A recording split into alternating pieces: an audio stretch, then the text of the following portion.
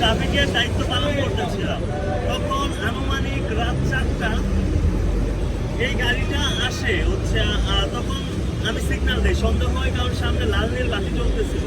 তখন সন্দেহ হওয়ার কারণে ওকে আমি সিগন্যাল দিই, ও দাঁড়ায়।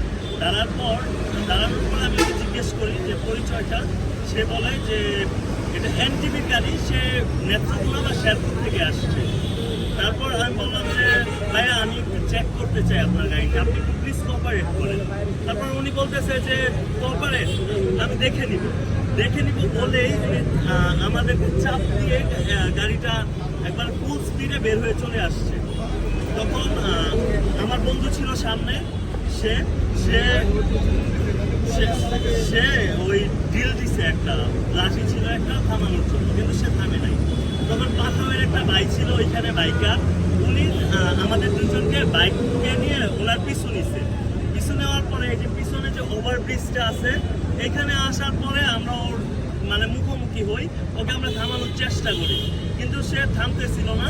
পরে সে আমাদেরকে ডান পাশে গাড়ি দিয়ে চাপ দেয়। চাপা দেওয়ার কারণে আমরা ওই ডিভাইডার পার হয়ে এই পাশে পড়ে যাই, স্লিপ করি, পাটা সব ছিলে যায় আমাদের।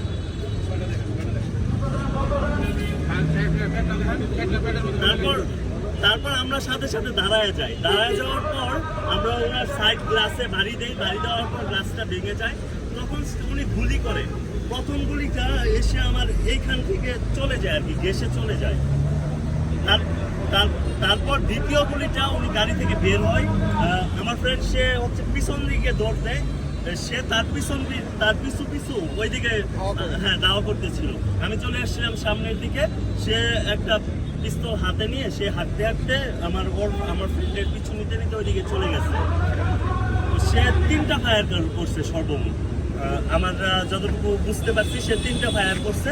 তারপর আশেপাশে যত লোক আছে সবাই চলে আসে, গাড়িটা আর সে নিতে পারেনি, গাড়িটা এখানেই থেকে যায়। না, তাকে আটকানো সম্ভব হয়নি, কারণ তার হাতে যেহেতু পিস্তল ছিল, তারপরেও প্রায় শেষ রাত এরকম এখানে ভিআইপি কাউন্টারের কারণে ওই পাশে মানুষজন আসতে পারে না এই পাশে। ওই পাশে আমি বাসের কাছে হেল্প চাই, কিন্তু ওই বাসটা আমাকে হেল্প করে না। তারপরে আমি ওই গ্যাসের পাম্পের ভিতরে চলে যাই, ওইখানে গিয়েও বললাম যে আমার একটু ভিতরে ঢুকতে দেন,